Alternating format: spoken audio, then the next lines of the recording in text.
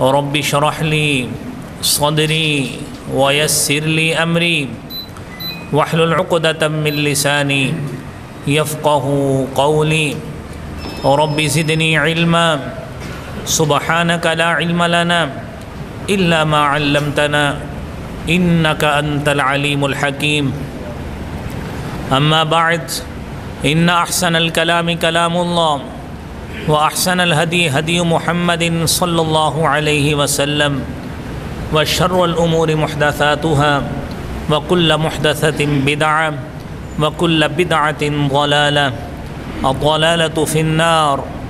أعوذ بالله السميع العليم من الشيطان الرجيم. بسم الله الرحمن الرحيم. وكذلك جعلناكم أمة وسطا لتكونوا شهداء على الناس. صدق الله العظيم. حمد و ثنا، تعریف و تمہید، کبریائی، بڑائی اللہ احکم الحاکمین کی ذات کے لیے خاص ہے۔ درود و سلام امام کائنات، امام المرسلین، شفیع المذنبین، رحمت للعالمین، جناب محمد الرسول اللہ صلی اللہ علیہ وآلہ وسلم کی ذات اقدس پر۔ حضرات ذی وقار، اللہ رب العالمین نے امت محمدیہ کو حضور نبی کریم صلی اللہ علیہ وآلہ وسلم کی امت کو مختلف خصوصیات سے نوازا ہے، اور ان خصوصیات میں سے ایک اہم خصوصیت یہ ہے کہ رب العالمین نے قرآن کریم میں اس امت کے لیے امت وسط کا لفظ استعمال کیا ہے کہ رب کائنات فرماتے ہیں کہ ہم نے تمہیں امت وسط، معتدل امت، اعتدال والی امت بنایا ہے۔ یہ خاصیت گزشتہ قوموں میں اس توسط والی اور اعتدال والی خصوصیت نہیں تھی۔ اسلامی مذاہب میں، یعنی وہ مذاہب جن کی بنیاد الہامی شریعتوں پہ ہے، وہ ہمارا اسلام ہے، یہودیت ہے اور عیسائیت ہے۔ ہم سے قبل، امت محمدیہ سے قبل، قوم یہود بھی رہی ہے، قوم نصرانی بھی رہی ہے، یعنی قوم مسیح حضرت عیسیٰ علیہ السلام کی قوم۔ آپ دیکھیے کہ یہ اعتدال، اس کا عقیدہ اور اس کا نظریہ، اعتدال اور توازن کا نظریہ، یہ خواہ عقائد کے معاملات میں ہو، اعمال کے معاملات میں ہو، سماجیات کے حوالے سے ہو، ہر طرح شریعت مطہرہ نے ہمیں اعتدال کی تلقین بھی فرمائی ہے اور تعلیمات بھی فراہم فرمائی ہے۔ آپ عبادات کو دیکھ لیں کہ رب العالمین نے عبادات میں، نماز میں، روزہ میں، بیماری کی کیفیت میں، سفر کی کیفیت میں، جس طرح ہم سے رب العالمین نے ہمیں ریلیکسیشن دی ہے، تو یہ توسط اور اعتدال جو ہے یہ امت محمدیہ کا خاصہ ہے۔ آپ یہودیت میں دیکھیے کہ ان کے اندر سرشت میں ایک بات شامل تھی کہ جب بھی کوئی نبی ان کے درمیان آتا، اس نبی کے ساتھ ان کا پھڈا بڑے عمومی یہ معاملہ ہوتا تھا، وہ اس کو کچھ سمجھتے ہی نہیں تھے۔ حتیٰ کہ قرآن کریم میں ان کی اس بدعہدی کا تذکرہ بھی موجود ہے، اور انہیں نافرمان قوم کا ٹائٹل بھی قرآن نے دیا ہے، اور ساتھ ساتھ ان کے کردار میں یہ بات بھی شامل ہے کہ قتلہم الانبیاء بغیر حق، کہ اللہ رب العالمین کے نبیوں کو ناحق طور پہ قتل کرنا یہ یہودی کرتے رہے۔ آپ عیسائیت میں آ جائیے، عیسائیت میں آپ دیکھیے کہ انہوں نے کس طرح تعصب سے کام لیا، اور یہ تعصب یہودیوں میں بھی تھا کہ انہوں نے شریعت موسوی کو تو مانا ہے، لیکن بنی اسرائیل میں ہی آنے والے دوسرے نبی اور رسول حضرت عیسیٰ علیہ السلام کی شریعت کا انکار کر دیا۔ یہ یہودیوں نے کیا۔ عیسائیوں نے حضرت عیسیٰ علیہ السلام کو تو تسلیم کیا، لیکن حضرت عیسیٰ سے پیش رو شریعت جو حضرت موسیٰ علیہ السلام کی تھی، انہوں نے اس کو شک کی نظر سے دیکھا اور اسے حق پہ تسلیم نہیں کیا۔ اللہ رب العالمین نے جناب محمد الرسول اللہ صلی اللہ علیہ وآلہ وسلم کو نبی بنا کے بھیجا ہے، اور آپ کو جو کتاب اور شریعت فراہم فرمائی ہے، قرآن کی شکل میں اللہ تعالیٰ نے جو شریعت دی ہے، وہ خاصیت اللہ رب العالمین نے خود قرآن میں بھی بیان کی ہے۔ اور وہ خاصیت کیا ہے؟ وَأَنزَلْنَا إِلَيْكَ الْكِتَابَ بِالْحَقِّ مُصَدِّقًا لِمَا بَيْنَ يَدَيْهِ مِنَ الْكِتَابِ وَمُهَيْمِنًا عَلَيْهِ فَاحْكُم بَيْنَهُم بِمَا أَنزَلَ اللَّهُ۔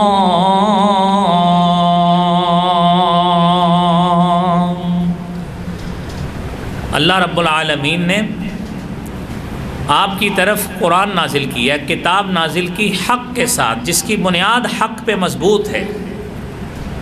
اور پھر اس کتاب کی یہ خاصیت ہے مصدقا لما بین یدیہ من الکتاب، کہ اس سے قبل جو کتب آئی ہیں، جو اللہ تعالیٰ نے الہامی شریعت نازل فرمائی، یہ قرآن اس کی تصدیق کرتا ہے کہ وہ واقعتاً انبیاء پہ نازل کی گئیں، رسولوں پہ نازل کی گئیں، اور وہ حق پہ مبنی تھیں، انبیاء پہ نازل ہوئیں، ان کی تعلیمات بالکل اللہ کی طرف سے الہامی طور پر نازل ہوئی تھیں، اور حکمت سے بھرپور وہ کتب اور صحائف تھے، اور ہماری کتاب قرآن ان کی تصدیق بھی کرتی ہے، اور مہیمن کا نگہبانی کا کردار بھی ادا کرتی ہے، تحفظ کا کردار بھی ادا کرتی ہے۔ یہ میرے بھائیوں، یہ کردار آج ہمیں ملے گا تو شریعت محمدیہ صلی اللہ علیہ وسلم میں ملے گا۔ اور پھر آپ دیکھیے، آپ آج بھی مسلمانوں میں دیکھیے کہ مسلمانوں میں آج تک گروہی تعصبات کی نظر جتنے بھی لوگ ہوئے ہیں، وہ ہمیشہ ان کی بنیاد اسی بات پہ رہی ہے کہ ایک شخص اپنے آپ کو تو حق پہ تسلیم کرتا ہے، لیکن دوسرے کو حق پہ تسلیم نہیں کرتا۔ اور یہ تعصب یہ صرف اپنی ذات تک نہیں ہے، اپنے فرقے اور مسلک تک نہیں ہے، بلکہ اس کی آڑ لیے ہوئے لوگوں نے اپنے اپنے عقائد اور نظریات کو اپنے تعصب کی عینک کا عملی جامہ پہنایا، اور تعصب کا یہ لباس اوڑھ کر یہ تعصب نعوذ باللہ حضرات صحابہ کرام اور اہل بیت تک بھی پہنچا، اور ایسا تعصب پہنچا کہ ایسے لوگ موجود ہیں، آپ کو دنیا میں ایسے لوگ بھی ملیں گے جو حضرات صحابہ کرام سے بغض رکھتے ہیں اور اہل بیت سے محبت کا دم بھرتے ہیں، اور دوسری طرف آپ کو چند لوگ ایسے بھی ملیں گے جو حضرات اہل بیت کے ان کی فضیلت کا، ان کی اہمیت کا انکار کرتے ہیں، ایسے بھی لوگ ملیں گے۔ میں نے پچھلے جمعے ابتدائی اس حوالے سے گفتگو آپ کے ساتھ کی تھی کہ ان دونوں گروہوں میں روافظ بھی موجود ہیں اور ناسبی بھی موجود ہیں۔ ایک گروہ وہ ہے جو اہل بیت کی تنقیص کرتا ہے اور شان اہل بیت کا قائل ہی نہیں ہے، فضیلت اہل بیت کا قائل ہی نہیں ہے، خاندان رسول صلی اللہ علیہ وآلہ وسلم کا قائل ہی نہیں، نہ اس کو بیان کرتا ہے، نہ تسلیم کرتا ہے، تسلیم بھی نہیں کرتا۔ ان کو ناسبیوں کا گروہ کہا جاتا ہے۔ اور ایک گروہ وہ ہے جو اہل بیت کی آڑ لے کر نعوذ باللہ صحابہ کرام پر کیچڑ اچھالتا ہے۔ ہمارا اعتدال والا نظریہ یہ ہے، جو ہم شریعت محمدیہ کے پیروکار ہیں، ہمارا عقیدہ اور نظریہ یہ ہے کہ یہ سلسلہ صحابیت ابو بکر صدیق رضی اللہ تعالیٰ عنہ سے شروع ہوا تھا، اور یہ سلسلہ چلتا چلتا حضرات صحابہ کرام کی بنیاد پر آخری صحابی حضرت ابو طفیل جن کی وفات 110 ہجری میں ہوئی ہے، ہمارا ان تمام کے بارے میں ایک ہی نظریہ ہے کہ رضی اللہ عنہم ورضوا عنہ، کہ اللہ ان سے راضی ہوا، وہ رب سے راضی ہوئے۔ ہم اس میں کوئی فرق نہیں کرتے۔ اللہ تعالیٰ کی رضا، اللہ رب العالمین کی رضا مندی، اللہ کی خوشنودی ان تمام صحابہ کرام کے لیے ہے، جس میں اہل بیت بھی شامل ہیں۔ تو یہ میرے بھائیوں، یہ عقیدہ اور نظریہ یہ ہر مسلمان کا ہونا چاہیے، ہر مسلمان کا ہونا چاہیے۔ اہل بیت کی فضیلت ہم نے پچھلے سے پچھلے جمعے بیان کی، اور ہر مسلمان کو کرنی چاہیے، لیکن اہل بیت کی فضیلت بیان کرنے کے ساتھ اتنا تعصب کی نگاہ نہیں ہونی چاہیے کہ نعوذ باللہ حضرات صحابہ کرام کی تنقید شروع کر دے، ان کے نقص نکالنا شروع کر دے۔ اہل بیت کی فضیلت بیان کرتے حضرت عمر فاروق، عثمان غنی اور پھر حضرت معاویہ رضی اللہ تعالی عنہم، ان کی تنقید کریں، یہ مسلمان کے شایان شاہ نہیں ہیں۔ تو بھائیوں، یہ نظریہ، یہ عقیدہ یہ مسلمانوں کا ہونا چاہیے۔ آپ دیکھیے، محبت عیسائیوں نے اپنے نبی کے ساتھ ایسی محبت کی، اتنی محبت کی، محبت میں اتنا غلو کیا حضرت عیسیٰ علیہ السلام کے والے سے۔ کیسا غلو کیا کہ انہیں رب بنا دیا، اللہ کا بیٹا بنا دیا۔ اور قرآن کہتا ہے یا اہل الکتاب لا تغلوا فی دینکم، اپنے دین میں غلو نہ کرو۔ اور رسالت مآب صلی اللہ علیہ وآلہ وسلم نے اپنے صحابہ کو مخاطب ہو کے کہا لا تطرونی کما اطرت النصارى المسیح ابن مریم، مجھے اتنا حد سے نہ بڑھانا، میری محبت میں، میرے مقام و مرتبہ بیان کرنے میں اتنا غلو نہ کر جانا، اتنا مبالغہ آرائی نہ کرنا، کما اطرت النصارى المسیح ابن مریم، جس طرح عیسائیوں نے عیسیٰ ابن مریم کے ساتھ کیا ہے۔ انہوں نے اتنی محبت کی، اتنا غلو کر لیا کہ حضرت عیسیٰ کو رب کے ساتھ جوڑ کر رب کا بیٹا بنا دیا۔ آپ نے فرمایا انما انا عبد اللہ، میں اللہ کا بندہ ہوں، فقولوا عبد اللہ ورسولہ، تم مجھے اللہ کا بندہ اور اس کا رسول ہی کہا کرو۔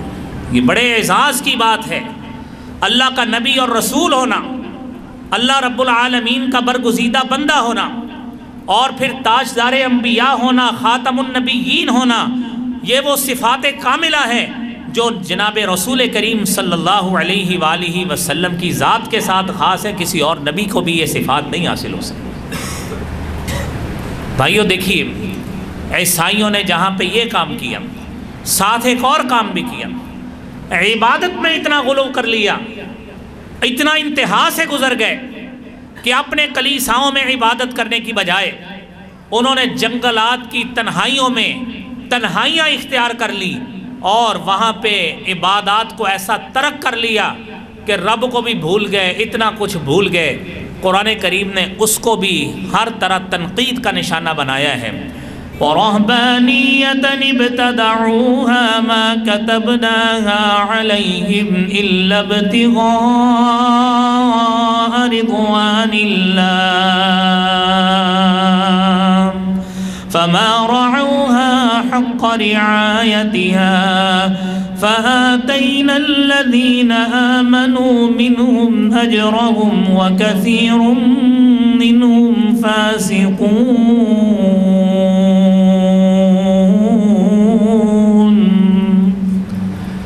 یہ رہبانیت، یہ دنیا سے بے رغبتی، دنیا سے تنہائی اختیار کرنا، جنگلات میں چلے جانا، عبادات سے کنارہ کشی اختیار کر لینا، ابتدعوها، عیسائیوں نے خود گھڑا ہے، ما کتبناها علیہم، ہم نے ان پر قطعاً یہ چیز فرض نہیں کی ہے۔ ہم نے تو اللہ کو راضی کرنا، اللہ رب العالمین کی رضا اور خوشنودی کا حصول، ہم نے تو ان کو یہ بات کہی تھی، انہوں نے اس مقصد کو پانے کے لیے اپنی طرف سے چیزیں گھڑ کر دین میں شامل کر دی۔ تو میرے بھائیوں، بات کرنے کا مقصد یہ ہے کہ ہم مسلمانوں میں جہاں پہ اہل بیت کی محبت ہونی چاہیے، اصحاب رسول صلی اللہ علیہ وسلم کی محبت بھی ساتھ ہونی چاہیے، اور ہمیں اس بات کو تسلیم کرنا چاہیے کہ دین اسلام کی آبیاری کے لیے، اسلام کے درخت کو تناور بنانے کے لیے، اس کے علم کو بلند رکھنے کے لیے اہل بیت کے ساتھ ساتھ صحابہ کرام رضوان اللہ علیہم اجمعین کا خون اور پیسہ بھی شامل ہے، ان کی مالی قربانیاں بھی شامل اور ان کی جانیں بھی اس میں شامل ہیں، اور اسی طرح اہل بیت کی بھی شامل ہے۔ لہذا یہ کسی بھی طرح الگ اور جدا نہیں ہو سکتے۔ آپ تصور کریں، میں قرآن کی آیات آپ کے سامنے پیش کرتا ہوں کہ رب العالمین نے بغیر کسی فرق اور امتیاز کو بیان کیے، اللہ نے تمام کو سابقون الاولون کہہ کر سب کے ساتھ کیا وعدہ کیا ہے؟ والسابقون الأولون من المهاجرين والأنصار والذين اتبعوهم بإحسان رضي الله عنهم ورضوا عنه وأعد لهم جنات تجري تحتها الأنهار خالدين فيها أبدا ذلك الفوز العظيم۔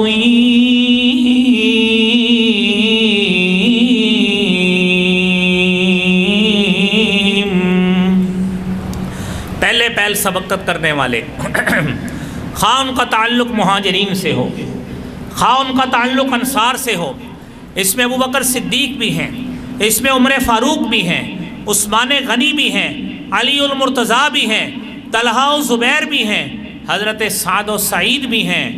میرے بھائیوں، یہ سارے لوگ وہ ہیں، ان میں سوائے حضرت علی کے اہل بیت میں کوئی بھی نہیں ہے، لیکن پہلے پہل سبقت کرنے والوں میں سب شامل، ابو بکر بھی شامل، عمر بھی شامل، عثمان بھی شامل، علی بھی شامل، کسی کا اللہ نے نام نہیں لیا۔ فرمایا خواہ ان کا تعلق مہاجرین سے ہو، خواہ ان کا تعلق مدینہ میں ملنے والے انصاریوں سے ہو، اور اللہ رب العالمین کی میرے بھائیوں رحمت کتنی وسیع ہے۔ میرا مالک فرماتا ہے والذین اتبعوہم بإحسان، میری رحمت اتنی وسیع ہے کہ جو ان صحابہ کی پیروی کر لے گا، ان کی نیکی میں پیروی کر لے، ان کے کردار کی پیروی کر لے، میرا رب کا وعدہ ہے اعد لہم جنات تجری تحتها الانہار، جس طرح اللہ نے سابقون الاولون کے ساتھ رضا اور خوشنودی کا وعدہ کیا ہے، اپنی رضا مندی کا وعدہ کیا ہے، تم ان کی پیروی کر لو، میرا رب کہتا ہے تمہارے ساتھ بھی یہی رضا مندی کا وعدہ ہے۔ یہ میرے بھائیوں، یہ چیز آج بھی ہمیں حاصل ہو سکتی ہے، اور یہ اتباع نقص بیان کرنے سے حاصل نہیں ہوگی، یہ اتباع صحابہ کے ساتھ بغض رکھنے سے حاصل نہیں ہوگی، یہ اگر ہم پیروی اور اتباع چاہتے ہیں، اس سے ہمیں صحابہ کی محبت کے ساتھ اپنے سینوں کو منور کرنا ہوگا، اہل بیت کی محبت کے ساتھ اپنے سینوں کو مزین کرنا ہوگا، اور اسی طرح ہی کرنا ہوگا جس طرح ان لوگوں سے اللہ تعالیٰ نے قرآن میں مخاطب ہو کے کہا ہے وَلَكِنَّ اللَّهَ حَبَّبَ إِلَيْكُمُ الْإِيمَانَ وَزَيَّنَهُ فِي قُلُوبِكُمْ وَكَرَّهَ إِلَيْكُمُ الْكُفْرَ وَالْفُسُوقَ وَالْعِصْيَانَ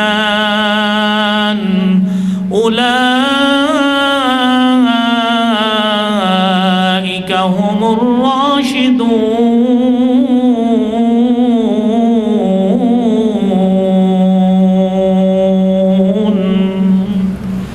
اللہ نے تمہارے لیے ایمان کو پسند کیا، کنہیں کہا؟ ان صحابی رسولوں کو کہا، صحابہ کرام کو کہا، ان صحابیات کو کہا جنہوں نے جناب رسول اقدس صلی اللہ علیہ وآلہ وسلم کو نبی تسلیم کیا، آپ کے صحابی بن گئے، آپ کی صحابیات بن گئی، سب کو کہا کہ تمہارے لیے اللہ نے ایمان کو پسند کر لیا۔ وَزَيَّنَهُ فِي قُلُوبِكُمْ، اس ایمان کو اللہ نے تمہارے دلوں میں مزین کر دیا ہے۔ میرے بھائیوں، دنیا میں انسان لوگوں سے جھوٹی محبتوں کا دعویٰ کرتا ہے اور لوگوں کو محبت دلانے کے لیے کہتا ہے تو میرے دل میں رہتا ہے، تیری جگہ میرے دل میں۔ یہ جھوٹی محبتیں، یہ آرزویں، یہ تمنائیں، یہ ساری میرے بھائیوں ادھر کی ادھر رہ جائیں گی۔ جن کی محبتیں دلوں میں ہونی چاہیے، یا جن کے دلوں کی کیفیت کو اللہ نے بیان کیا ہے، ان کے دلوں میں کیا تھا؟ ان کے دلوں میں اللہ کی محبت تھی، اللہ کے رسول صلی اللہ علیہ وسلم کی محبت تھی۔ انہیں صحابیت کا شرف حاصل ہوا، اللہ کے رسول صلی اللہ علیہ وسلم کے ساتھی بن گئے۔ اللہ کہتے ہیں اللہ نے تمہارے لیے ایمان کو پسند کیا، اسے تمہارے دلوں کی زینت بنا دیا، اور ایسی زینت بنایا تمہارے دلوں سے کفر کو، فسق کو، نافرمانی کو، ہر چیز کو دور کر کے تمہارے دلوں میں اپنی رضامندی کوٹ کوٹ کر بھر دی۔ یہ وہ صحابہ کرام ہیں۔ اور میرے بھائیوں، قرآن کا دوسرا مقام سورہ مجادلہ آیت نمبر 22، رضی اللہ عنہم ورضوا عنہ اولئک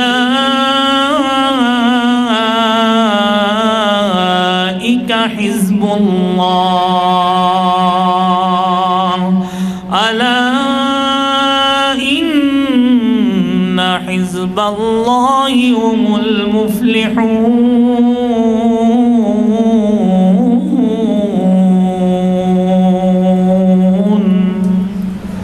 اللہ ان سے راضی ہوا، ورضوا عنہ، اور یہ لوگ اپنے رب سے راضی ہوئے۔ میرا مالک کہتا ہے جب میں ان سے راضی، یہ مجھ سے راضی، اولئک حزب اللہ، یہ اللہ کی جماعت ہے، اللہ کا گروہ ہے، الا ان حزب اللہ هم المفلحون۔ اور جب بھی کامیابی کا سرٹیفکیٹ ملے گا تو انہی لوگوں کو ملے گا جنہیں حزب اللہ کہا جاتا ہے۔ یہ میرے بھائیو حضرات، یہ تمام کے تمام وہ نبی کریم صلی اللہ علیہ وسلم کے ساتھی اور رفقا ہیں۔ آپ کے گھر والے بھی اس میں شامل، آپ کے صحابہ بھی اس میں شامل، آپ کے مرد بھی شامل، آپ کی خواتین بھی شامل، بچے بھی شامل، تمام لوگ جنہوں نے جناب رسول اقدس صلی اللہ علیہ وآلہ وسلم کو اپنے دل سے نبی تسلیم کر لیا ہے، آپ کی اتباع کر لی ہے، آپ کے گرویدہ بن گئے ہیں اور آپ کے حلقے میں آ گئے ہیں، ان تمام کو قرآن حزب اللہ کہتا ہے، اللہ کا گروہ کہنے سے تعبیر کرتا ہے۔ اور میرے بھائیوں آپ دیکھیے، اللہ رب العالمین نے قرآن کریم میں دو کیٹیگری بیان کر دی، یہی مہاجرین اور انصار۔ ایک اور بھی تقسیم کی، فتح مکہ سے قبل اور فتح مکہ کے بعد، یہ بھی تقسیم کی۔ قرآن میں اللہ رب العالمین نے اصحاب شجر کا بیان کیا ہے، ان صحابہ کرام کے بارے میں جنہوں نے 6 ہجری میں حضرت رسول اللہ صلی اللہ علیہ وآلہ وسلم کے ساتھ حدیبیہ کے مقام پر 1400 صحابہ، تعداد میں 1400 تھے، انہوں نے نبی کریم صلی اللہ علیہ وسلم کے ساتھ بیعت کی حضرت عثمان رضی اللہ تعالیٰ عنہ کا قصاص لینے کے لیے۔ اور حضرت عبداللہ ابن عباس بیان کرتے ہیں کہ نبی اکرم صلی اللہ علیہ وسلم نے اس وقت فرمایا کہ انتم خیر اہل الارض فی الدنیا، کہ تم جو 1400 لوگ ہو جو حدیبیہ میں میرے ساتھ ٹھہرے ہو، تم دنیا کی بہترین اس وقت مخلوق ہو جو تم میرے ساتھ موجود ہو۔ صحابہ تو اور بھی موجود تھے، لیکن حدیبیہ والوں کی شان بیان کرنے کے لیے، اصحاب شجر کی شان بیان کرنے کے لیے نبی کریم صلی اللہ علیہ وسلم نے یہ فرمایا۔ اور قرآن کریم نے خود فرمایا لقد رضی اللہ عن المؤمنین اذ یبایعونک تحت الشجرہ، اللہ ان سے راضی ہو گیا جو لوگ آپ کے ساتھ بیعت کر رہے تھے درخت کے نیچے۔ اور میرے بھائیو، حدیث نبوی سے یہ بات بھی ثابت ہے کہ اصحاب بدر کو جو فضیلت ملی، اصحاب بدر کو جنہوں نے جنگ بدر میں نبی کریم صلی اللہ علیہ وآلہ وسلم کے ساتھ مل کر جہاد کا علم بلند کیا تھا، وہ اصحاب بدر ہیں۔ اور جن کے بارے میں یہ ارشاد موجود ہے کہ اہل بدر اعملوا ما شئتم قد غفر اللہ لکم، تم جیسا بھی عمل کرو اللہ رب العالمین نے تمہیں معاف کر دیا ہے، جنگ بدر میں حصہ لینے کی وجہ سے۔ اور عشرہ مبشرہ صحابی 10 صحابہ کرام، ابو بکر ہیں، عمر ہیں، عثمان ہیں، علی ہیں۔ میں نے آپ کو پہلے بھی بتایا خلفائے راشدین میں 2 آپ کے سسر ہیں، ابو بکر اور عمر، دونوں آپ صلی اللہ علیہ وسلم کے سسر۔ ابو بکر کی بیٹی عائشہ آپ کے عقد نکاح میں، عمر کی بیٹی حفصہ آپ کے نکاح میں، اور عثمان اور علی 2 آپ کے داماد۔ عثمان کے گھر میں 2 بیٹیاں، رقیہ اور ام کلثوم، علی کے گھر میں 1 بیٹی فاطمہ، اور پھر وقت گزرنے کے ساتھ آپ کی پہلی بیٹی حضرت زینب کی بیٹی نبی کریم صلی اللہ علیہ وسلم کی نواسی امامہ بھی علی کے نکاح میں آئی۔ تو یہ تو آپ کے رشتہ دار ہوئے۔ تو آپ صلی اللہ علیہ وسلم نے بغیر کسی تفریق کے، بغیر کسی فرق کے کہ میرا یہ کزن ہے، نہیں، آپ نے ایک جیسی بشارت عطا فرمائی ہے۔ ابو بکر کو بھی، عمر کو بھی، عثمان کو بھی، علی کو بھی، طلحہ کو، زبیر کو، سعد بن ابی وقاص، اور پھر سعید بن زید کو، عبد الرحمن بن عوف کو، ابو عبیدہ بن جراح کو، سب کو 10 لوگوں کو آپ نے جنت کی بشارت عطا فرمائی۔ تو میرے بھائیوں، اس میں تو کوئی فرق آپ نے روا نہیں رکھا۔ تو بتانے کا مقصد یہ ہے کہ قرآن کریم میں بھی اللہ رب العالمین نے فتح مکہ سے قبل اور بعد کے لوگوں کا تذکرہ کیا، اور ہمارے سامنے یہ بات واضح کر دی کہ تم لوگ شاید ہمارے ذہن میں یہ خلش آ سکتی ہے، اور آج کا باعث تقریر کرنے والا لوگوں کو یہ آیت کا حوالہ دے کر ابھارتا ہے۔ آیت کا پہلا حصہ پڑھ کے آپ آیت کریمہ سنیے، وَمَا لَكُمْ أَلَّا تُنْفِقُوا فِي سَبِيلِ اللَّهِ وَلِلَّهِ مِيرَاثُ السَّمَاوَاتِ وَالْأَرْضِ لَا يَسْتَوِي مِنْكُمْ مَنْ أَنْفَقَ مِنْ قَبْلِ الْفَتْحِ وَقَاتَلَ وَكُلًّا وَعَدَ اللَّهُ الْحُسْنَى وَاللَّهُ بِمَا تَعْمَلُونَ خَبِيرٌ۔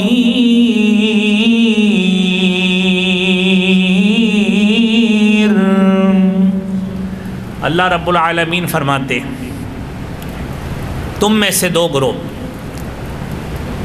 جنہوں نے فتح مکہ سے قبل اللہ کے رستے میں خرچ کیا۔ الفاظ ذہن میں رکھیے گا، سورہ حدید کی 10 نمبر آیت ہے، 27واں پارہ ہے۔ فتح مکہ سے قبل خرچ کیا، جنہوں نے فتح مکہ سے قبل جہاد کیا، اور فتح مکہ رمضان المبارک 20 رمضان 8 ہجری کو ہوا ہے، 8 ہجری کو۔ اللہ فرماتے ہیں لا یستوی، یہ نیکی میں برابر نہیں ہو سکتے۔ آپ یہ ذہن میں رکھیے، بدر کی لڑائی ابو بکر نے بھی لڑی، عمر نے بھی لڑی، علی نے بھی لڑی، عثمان غنی نبی کریم صلی اللہ علیہ وسلم سے اجازت لینے آئے کہ مجھے بھی جنگ بدر میں شرکت کا موقع دیا جائے۔ آپ نے فرمایا میری بیٹی رقیہ بیمار ہے، تو تیمارداری کر، اس کی نگہبانی کر، تیرا ثواب بھی اتنا ہی ہوگا جتنا جنگ بدر میں شرکت کرنے والوں کا ہوگا۔ اور نبی کریم صلی اللہ علیہ وسلم ابھی جنگ سے واپس نہیں آئے تھے تو حضرت رقیہ کی وفات ہو گئی تھی۔ نبی کریم صلی اللہ علیہ وسلم کی یہ دوسری بیٹی ہیں، عثمان کی پہلی بیوی، اور پھر اس کے بعد رسالت مآب صلی اللہ علیہ وآلہ وسلم نے اپنی تیسری بیٹی ام کلثوم کا نکاح حضرت عثمان سے کر دیا۔ تو بتانا یہاں پہ مقصد یہ ہے کہ انہوں نے بعد میں احد کی لڑائی لڑی، احزاب کی لڑائی میں شرکت کی، خیبر کی لڑائی میں شرکت کی، اور سارے صحابہ کرام نے جتنے آپ کے رفقائے کار تھے، جنگ بدر میں 313 تھے، جنگ احد میں 1000 لوگ تھے، 300 عبداللہ بن ابی لے کر الگ ہو گیا، 700 رہ گئے، انہوں نے 700 نے لڑائی کی، اور جنگ احزاب میں آپ کے 3000 لوگ تھے، آپ صلی اللہ علیہ وسلم نے جنگ احزاب اس طرح لڑی، اور 9 ہجری میں جب جنگ تبوک کے لیے رسالت مآب صلی اللہ علیہ وآلہ وسلم نے اپنے صحابہ کرام کو جہاد کی ترغیب دی، 9 ہجری کا واقعہ ہے، فتح مکہ ہو چکا ہے۔ اب میرے بھائیوں آپ تصور کریں، آپ نے قرآن کی آیت سنی کہ جنہوں نے یہ فتح مکہ سے قبل اللہ کے راستے میں خرچ کیا، جنہوں نے جہاد کیا، وہ بعد والوں کے برابر نہیں ہو سکتے۔ جنہوں نے، یقینی بات ہے، ایک شخص نے 27 جنگیں لڑیں، ایک شخص نے 10 جنگیں لڑیں، اس کو 27 جہاد جتنا ثواب ملے گا، جس نے کم لڑی اس کو اتنا ملے گا۔ لیکن یہ بات ذہن میں رکھیے کہ ان صحابہ کرام کے بارے میں کبھی باطل نظریے کا شکار مت ہونا۔ نبی اکرم صلی اللہ علیہ وسلم مدینہ منورہ میں گئے، آپ علیہ الصلاۃ والسلام ہجرت کر کے مدینہ میں پہنچے، مدینہ میں مسجد کی ضرورت تھی، آپ نے اپنے صحابہ سے پوچھا کہ کون ہے جو مسجد نبوی کے لیے جگہ وقف کرے؟ سب سے پہلی جگہ جو مسجد نبوی کے لیے لے کے دی وہ جناب سیدنا ابوبکر صدیق رضی اللہ تعالیٰ عنہ نے لے کے دی۔ اور وقت گزرا، چند سال گزرے، مسجد نبوی میں وسعت کی ضرورت پیش آئی، آپ صلی اللہ علیہ وسلم نے پوچھا کون ہے جو ان بچوں سے جن کے نام پہ یہ جگہ ہے، کون ہے جو جگہ لے کر اس مسجد کے لیے وقف کرے، میں اس کو جنت کی ضمانت دیتا ہوں۔ اس کے سارے پیسے حضرت عثمان رضی اللہ تعالیٰ عنہ نے دیے۔ میرے بھائیوں آج ہم صحابہ کرام کے، ان صحابہ کرام کے بارے میں، اور بھائی جن کے مال کی قربانیاں، جن کے جان کی قربانیاں ہمارے ابتدائے اسلام کے جو شعائر ہیں اس میں شامل ہیں، وہی عثمان غنی ہے۔ مدینہ منورہ میں پانی پینے کے لیے گھونٹ کو لوگ ترستے تھے تو کنواں کس نے خرید کے دیا تھا؟ میرے بھائیوں آج ہم ان کے نقص نعوذ باللہ بیان کریں صرف اس لیے کہ ہم نے اہل بیت کے فضائل بیان کرنے ہم نے کیے، پورے جمعے میں کیے، لیکن اس کا یہ مطلب ہرگز نہیں ہے کہ اس کی آڑ لے کر صحابہ کی تنقیص کی جائے۔ یہ مسلمان کا نظریہ نہیں ہے، یہ مسلمان کا عقیدہ نہیں ہے۔ اللہ رب العالمین نے فرمایا قرآن کی اس آیت میں اولئک اعظم درجۃ من الذین انفقوا من بعد وقاتلوا، یہ عظیم درجہ والے ہیں، لیکن یاد رکھنا کلا وعد اللہ الحسنی، اللہ نے ہر کسی کے ساتھ اچھائی کا، چاہے وہ پہلے والے ہوں بعد والے ہوں، سب کے ساتھ اچھائی کا وعدہ کیا ہے۔ میرے بھائیوں یہ تو قرآن ان کے بارے میں کہہ گیا ہے، گواہی ان کے بارے میں دے گیا ہے۔ آج کا اپنے آپ کو مسلمان کہنے والا جب وہ صحابہ کا نقص بیان کرتا ہے، جب وہ اہل بیت کا نقص بیان کرتا ہے، میرے بھائیوں آپ خود بتائیے کہ وہ قرآن کی اس صریح آیت کا انکار نہیں کر رہا۔ اللہ نے ان کی نیکی کو قبول کیا، اللہ رب العالمین نے ان کی حسنات کو قبول کر کے ساری زندگی قرآن کی زینت بنا دیا کہ کل وعد اللہ الحسنی، کہ اللہ رب العالمین نے ہر کسی کے لیے نیکی کا وعدہ کیا، چاہے وہ فتح مکہ سے پہلے والے ہوں یا بعد والے ہوں۔ تو اس لیے بھائیوں ہمیں کبھی بھی کسی باطل تھیوری کا، سازشی تھیوری کا، کانسپیریسی تھیوری کا کبھی بھی حصہ نہیں بننا چاہیے۔ اور اگلی بات میرے بھائیوں ہمارا عقیدہ اس حوالے سے کیا ہے؟ اہل سنت والجماعہ کا عقیدہ کیا ہے؟ وَنُحِبُّ أَصْحَابَ رَسُولِ اللَّهِ صلی اللہ علیہ وسلم، ہم اصحاب رسول صلی اللہ علیہ وسلم سے محبت کرتے ہیں۔ لا نفرط فی حب احد منہم، ہم کسی کی محبت میں افراط و تفریط کا نہیں ہوتے۔ نتبرأ من احد منہم، اور نہ ہی ہم کسی سے برات کا اظہار کرتے ہیں کسی صحابی سے۔ ہمارے لیے ابو بکر صدیق سے لے کر تمام کے تمام 110 ہجری میں وفات پانے والا صحابی ہمارے لیے سارے کے سارے اللہ کے رسول کے صحابی ہیں، کوئی فرق نہیں ہے۔ اللہ کہتے ہیں کُلًّا وعد اللہ الحسنی، ہر کسی کے ساتھ اللہ نے نیکی کا وعدہ کیا۔ رضی اللہ عنہم ورضوا عنہ، اللہ ان سے راضی ہوا، وہ رب سے راضی ہوئے۔ اور اگلی بات سنیے، وَنُبْغِضُ مَن يُبْغِضُهُمْ، اور ہم ہر اس شخص سے نفرت اور بغض رکھتے ہیں جو ان صحابہ سے بغض رکھتا ہے۔ اور پھر میرے بھائیوں ان کی محبت کیا ہے؟ حبہم دین و ایمان و احسان، ان کے ساتھ محبت کرنا ہمارا دین ہے، ان کے ساتھ محبت کرنا ہمارا ایمان ہے، ان کے ساتھ محبت کرنا ہمارا احسان اور نیکی ہے۔ وبغضہم کفر و نفاق و طغیان، اور جو بھی کوئی صحابہ اور اہل بیت سے بغض رکھے گا اس کا بغض رکھنا کفر کی علامت ہے، نفاق کی علامت ہے، طغیانی اور سرکشی کی علامت ہے۔ میرے بھائیوں، مسلمان کا عقیدہ یہ اعتدال والا ہونا چاہیے۔ اور اگلی بات سنیے، صحابہ کرام اور اہل بیت میں اللہ رب العالمین نے ان دونوں کا ہی انتخاب اللہ رب العالمین نے فرمایا ہے۔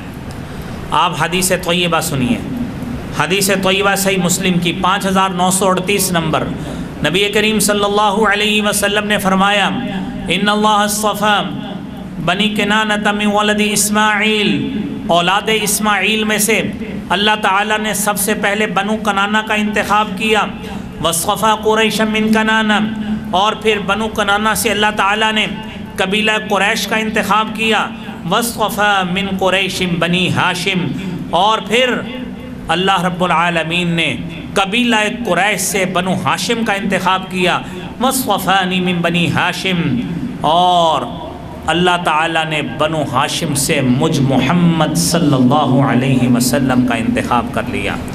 اور عویم بن سعدہ رضی اللہ تعالی عنہ فرماتے ہیں، نبی کریم صلی اللہ علیہ وسلم نے فرمایا، مستدرک حاکم کی 6656 نمبر حدیث ہے، ان اللہ تبارک و تعالی، کہ اللہ رب العالمین نے اختارنی، اللہ نے مجھے چنا، واختار بی اصحابا، اور میرے ساتھ اللہ تعالیٰ نے میرے صحابہ کو بھی منتخب فرمایا ہے، فجعل لی منہم وزراء وانصارا واصہارا، اللہ تعالیٰ نے ان کو میرے وزیر، مشیر، نائب اور میرے سسرال، مددگار اور داماد بنا دیا۔ فمن سبہم، جو شخص ان میں سے کسی ایک کو بھی گالی دیتا ہے، ایک کو بھی برا بلا کہتا ہے، فعلیہ لعنت اللہ والملائکہ والناس اجمعین، اس پر اللہ کی لعنت ہے، اللہ کے فرشتوں کی لعنت ہے، تمام لوگوں کی لعنت ہے۔ لا يقبل منہ یوم القیامت صرف ولا عدل، کل قیامت کا روز ہوگا، جو ان صحابہ اور اہل بیت سے بغض رکھتا ہوگا، ان کے خلاف غلط زبان استعمال کرتا ہوگا، چاہے وہ صحابہ کے خلاف کرے، چاہے وہ اہل بیت کے خلاف کرے، فرمایا فعلیہ لعنت اللہ، اس پر اللہ کی لعنت، فرشتوں کی لعنت، لوگوں کی لعنت، کل قیامت کے دن اپنی عبادتیں لے کر اللہ کے حضور جائے گا۔ لا يقبل منہم یوم القیامت صرف ولا عدل، نہ قیامت کے روز اس سے کوئی اس کی فرضی عبادت قبول ہوگی، نہ نفلی عبادت قبول ہوگی۔ میرے بھائیوں، کتنی بڑی وعید ہے اس بدبخت کے لیے، اس شخص کے لیے میرے بھائیوں، جو شخص ان صحابہ اور اہل بیت سے بغض رکھتا ہے۔ اور میرے بھائیوں، نبی کریم صلی اللہ علیہ وآلہ وسلم نے اہل بیت سے متعلق غدیر خم کے موقع پر، جب آپ حجۃ الوداع کا خطبہ دے کر واپس آ رہے تھے، آپ علیہ الصلاۃ والسلام وہاں پہ ٹھہرے۔ میں پچھلے جمعے بھی اس مسئلے کو بیان کیا تھا کہ صحابی کو حضرت علی رضی اللہ تعالی عنہ اس کے یمن آنے سے بعد، یمن سے حضرت علی آئے، مال تقسیم کیا، اس کو جو حصہ ملا اس نے حضرت علی رضی اللہ تعالی عنہ کے اس فیصلے کو تسلیم نہیں کیا، تو اس نے اللہ کے رسول صلی اللہ علیہ وسلم کو شکایت لگائی۔ خیر، انہوں نے اس بات کا تصفیہ کر دیا، تو آپ نے اس وقت یہ خطبہ دیا تھا جس میں آپ نے فرمایا تھا، آپ نے کہا من کنت مولاہ فعلی مولا، جس کا میں دوست ہوں علی بھی اس کا دوست ہے۔ اور اسی موقع پر آپ علیہ الصلاۃ والسلام نے فرمایا، ایھا الناس، اے لوگو، انما انا بشر، میں ایک انسان ہوں، یوشک ان یأتی رسول ربی فاجیب، عین ممکن ہے کہ میرے پاس اللہ کا بھیجا ہوا فرشتہ آ جائے، فاجیب، مجھے اس کی دعوت کو قبول کرنا پڑے، یعنی میں دنیا سے چلا جاؤں۔ وَأَنَا تَارِكٌ فِيكُمْ ثَقَلَيْن، میں تمہارے اندر دو بڑی چیزیں چھوڑ کے جا رہا ہوں، اولہما کتاب اللہ، پہلی کی بات ہے اللہ کی کتاب ہے جسے قرآن کریم کہتے ہیں۔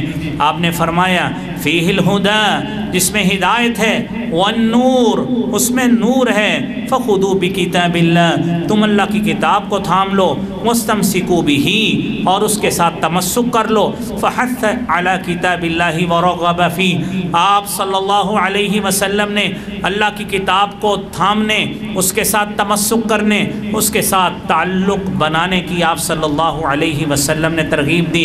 ثم قال وَأَهْلُ بَيْتِي أُذَكِّرُكُمُ اللَّهَ فِي أَهْلِ بَيْتِي أُذَكِّرُكُمُ اللَّهَ فِي أَهْلِ بَيْتِي أُذَكِّرُكُمُ اللَّهَ فِي أَهْلِ بَيْتِي. میں تمہارے اندر دو چیزیں چھوڑ کے جا رہا ہوں، ایک اللہ کی کتاب ہے، دوسرے میرے گھر والے ہیں. اذکرکم اللہ فی اہل بیتی، میں تمہیں نصیحت کرتا ہوں کہ تم اپنے اہل بیت کے بارے میں تمہیں اللہ کی یاد دلاتا ہوں. ان کے حقوق کا دھیان رکھنا، ان کی عزت کا دھیان رکھنا. یہ میرے بھائیوں نبی کریم صلی اللہ علیہ وسلم نے فرمایا. جہاں آپ نے اہل بیت کے بارے میں فرمایا، وہیں پہ آپ صلی اللہ علیہ وسلم نے اپنے صحابہ کو ایک مرتبہ مخاطب ہو کے کہا، اللہ فی اصحابی لا تتخذوہم غرضا بعدی. اور لوگوں، اور میرے صحابہ کرام کے بارے میں اللہ سے ڈرتے رہنا. لا تتخذوہم غرضا بعدی، میرے جانے کے بعد میرے صحابہ کو تانوں تشنوں کا ذریعہ نہ بنانا. آپ نے فرمایا من احبہم فبحبی احبہم، جس نے میرے صحابہ سے محبت کی فبحبی احبہم، گویا اس نے میری مجھ محمد صلی اللہ علیہ وآلہ وسلم کی محبت کی وجہ سے میرے صحابہ سے محبت کا اظہار کیا. ومن ابغضہم، اور جس نے میرے صحابہ سے بغض کا اظہار کیا، یاد رکھیے فببغضی ابغضہم، گویا اسے مجھ محمد صلی اللہ علیہ وسلم سے بغض تھا، نفرت تھی. اس کا اظہار اس نے میرے صحابہ سے نفرت کر کے کیا ہے. اس نے میرے صحابہ سے نفرت کر کے، بغض رکھ کر، کدورت رکھ کر، اس نے مجھ سے بغض کا اظہار ان سے اظہار کر کے کیا ہے. تو میرے بھائیوں، زبان نبوت ہے. ایک طرف آپ اہل بیت کی شان بیان کر رہے ہیں، ایک طرف آپ اپنے صحابہ کی شان بیان کر رہے ہیں. جب آپ صلی اللہ علیہ وسلم نے فرق نہیں رکھا اور آپ نے ایک کا نقص بیان نہیں کیا، آج کا مسلمان اس کو کیسے اجازت دی جا سکتی ہے کہ آپ اہل بیت کی فضیلت بیان کرے صحابہ کا نقص بیان کر کے، یا صحابہ کی فضیلت بیان کرے اہل بیت کا نقص بیان کر کے؟ یہ مسلمان کا عقیدہ نہیں ہے. مسلمان کا عقیدہ یہ ہے، وہ اہل بیت کی شان کا بھی قائل ہے اور صحابہ کی عظمت کا بھی قائل ہے. وہ اس کو بیان کرنا، ان کی فضیلت کو بیان کرنا اپنے لیے سعادت سمجھتا ہے اور اپنے لیے خود فضیلت کا باعث سمجھتا ہے، اور پھر ان کے لیے اور ان کے پیروں پہ چلنا، ان کے نقوش پہ چلنا، ان کی تابعداری کرنا اپنے لیے سعادت سمجھتا ہے. اور یہی سعادت، یہی خوشبختی کی علامت میرے بھائیوں آج ہمارے لیے بھی ہے کہ ہم خوش قسمت ہیں کہ اللہ تعالیٰ نے ہمیں امت وسط بنایا ہے، اور امت وسط میں افراط و تفریط نہیں ہے، اعتدال ہے. ہم کسی کی عظمت کے قائل اسی وقت ہیں جب ہم دوسرے کی عظمت کے بھی ساتھ قائل ہیں. اس کا نقص بیان کر کے اپنی عظمت ہم نہیں بڑھاتے. اللہ نے کوئی نقص کی کسر چھوڑی نہیں ہے، سب کی عظمت کو بیان کیا ہے.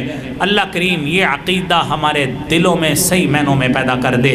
اللہ کریم صحابہ اور اہل بیت کی محبت اور ان کے ساتھ لگاؤ اور ان کے ساتھ قلبی لگاؤ اللہ کریم ہمارے اندر پیدا کر دے. اور اللہ کریم ہمیں بھی اسلام کے ساتھ دین کی سربلندی کے لیے اور اسلام کے علم کو بلند رکھنے کے لیے اس جیسی کمٹمنٹ اللہ تو ہمیں بھی عطا فرما. وآخر دعوانا ان الحمدللہ رب العالمین.